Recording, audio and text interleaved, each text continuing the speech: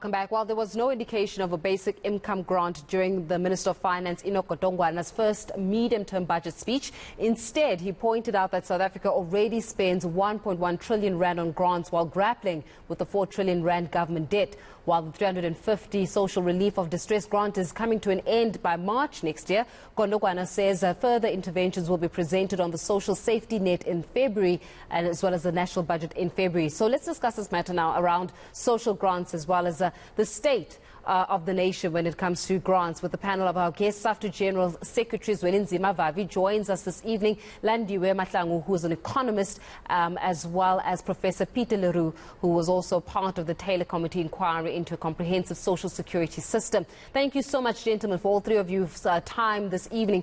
Perhaps let's start off with you, Landiwe, this evening. I mean, we keep speaking about social relief grants, and statistics have come out around how about 27.8 million South Africans are dependent on one grant or another. From an economic perspective, is it sustainable?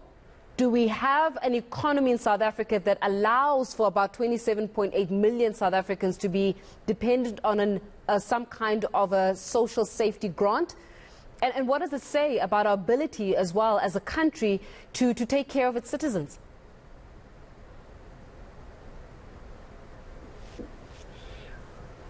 Hi, good evening, Faith and listeners. It is certainly not a very ideal position to be in. It is not sustainable to answer directly. But you've got to remember that in South Africa, we are basically faced with a story that is unfortunately have become all too familiar to us. Very high unemployment rate, low economic growth, jobless growth at that matter, and then increasingly narrowing fiscal space due to the high debt. And then that has all been aggravated by the COVID pandemic. Where we are now, I think the choice is a very difficult one, is that there is a need to preserve livelihood as well as life. You must remember also that these indeed cannot be sustainable because these are, for all intents and purposes, really social safety net. These are really instruments that are just being used to ensure that the people just don't fall over the cliff in terms of poverty. Yeah. I mean, when we're looking at a citizenship, basically, that is dependent on social income grants or some kind of social safety net, one would say, Professor Roux, that, South Africa is not a new phenomena in being able to have so many of its citizens looking at one income grant or another, but that we've got countries such as Brazil, for example, that have been able to institute such. But when you're looking at the comparisons and being able to compare the different countries and the developing nations, where South Africa stands right now, can it actually provide its citizenship with that social safety net, and for how long? South Africa can provide a safety net, but it must be better designed than the present one. The present one is you either get usually the full grant, although it's supposed to be means tested, but you get the full grant or nothing. What we propose at the Taylor Commission, that every South African should get a universal income grant, but that it is taken back through indirect tax increases and other tax increases. And that way you target it so that the poor people get the full benefit. At the moment, a large number of people who should get grants are not on the list of getting grants, and people that do not need grants are there. If you do it the way that was proposed by the Taylor Commission here and also by the NAM Tax Commission in Namibia, you can target an income grant very effectively. And that way it's sustainable and it doesn't create any poverty traps, as is done by some of the other grants that you lose the moment you start saving yourself. For example, our old age pension at the moment disappears if you save any old age pension yourself, and that is not a good thing. So what we argued then is that we should restructure the format of our system, and unfortunately it was not accepted by the government, although our minister, Zola Squia, very valiantly fought to get the system in place. He was not successful. Yeah, but were you saying that it was not successful? In other words, it was rejected, the proposal, obviously. Why was it rejected? Why did they say that it cannot be implemented? They said it was much better to do what the World Bank under Wolferson at that stage recommended, to South Africa, and that is to give short-term employment to people, because then they will move into employment. We predicted that it would not go that route. In fact, our unemployment today is, as percentage, much worse than it was then, and in total numbers, of course, even worse. So that was seen as the route to go. It was also said that it was too costly, but if we did it the way that we proposed, it was only 1/3 of the actual payout cost, because you recuperate it from others.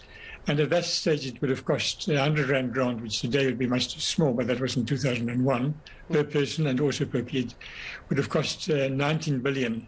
Now, we know that we spent far more on that than that on a lot of other projects that had no return at all. So we definitely, those of us that were members of those committee, I think still today, believe that we had passed a very efficient process and carried on expanding a system that is not sustainable as it is now.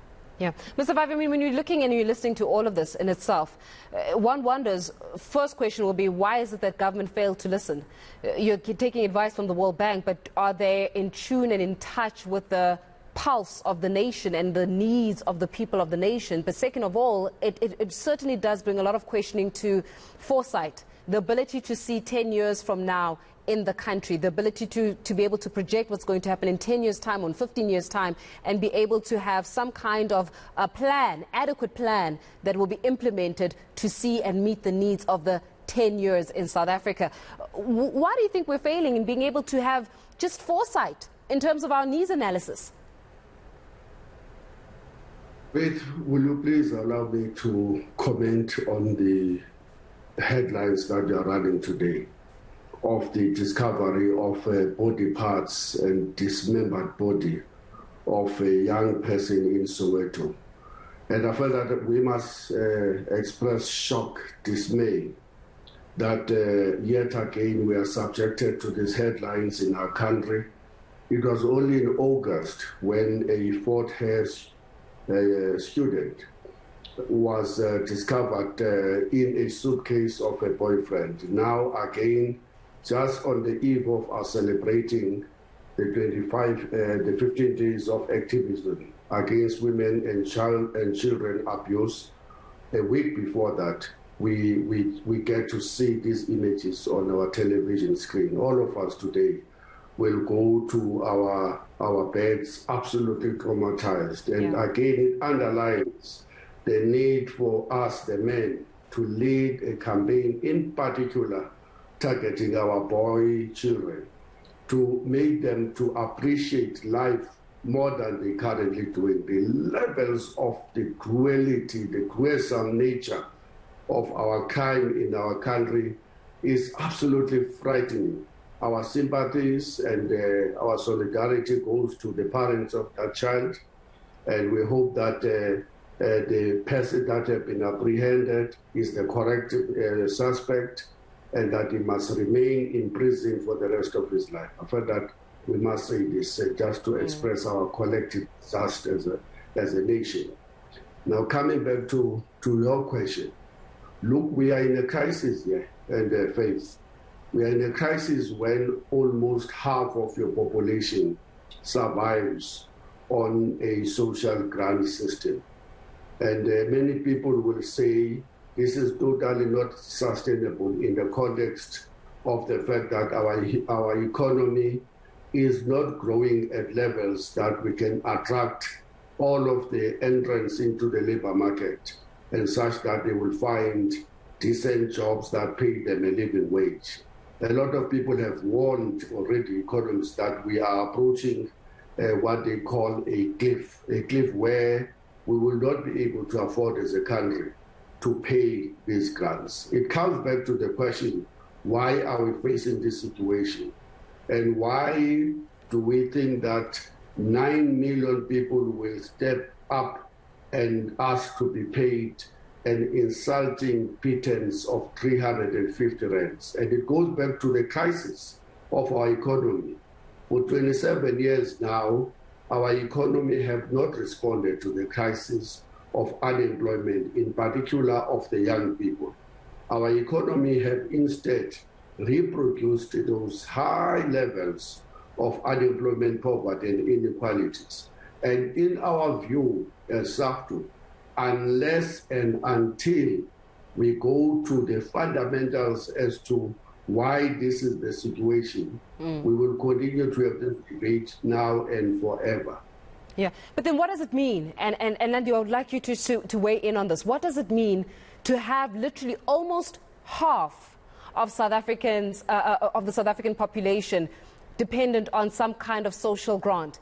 If anything for that matter, and heaven forbid, were to happen and those social grants had to be stopped even for a month, that's 27.8 million people whose lives have been severely impacted by just having 1 month removed. Is that not a ticking time bomb in itself? And is there an alternative to what we're seeing right now as the reality? Yeah. What it means, I think, basically is the point that Mr. Vavi has actually been saying. We have an economy that just simply cannot absorb, the sufficient number of people to be able to sustain it. In other words, it can't create sufficient jobs for it to be able to actually grow a sustainable rate. What you must remember that also the fact that there's so many people that are actually on social grants just simply indicate the very deep inequality that we have in this country. We coming, from an era whereby, as much as these are the numbers, so many people, half of the people depending one way or the other on the social grants. But we know that over 70% of the income, or all the national income in this country, accrues to the, to the top, 10%.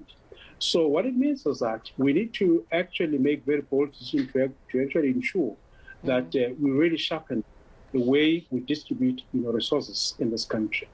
Because yes, it is true that at this stage, at this lopsidedness in terms of the income inequality, it's just simply not workable for any economy. So we'll have to actually make much more harder fiscal decisions in terms of redistributing income amongst the various classes.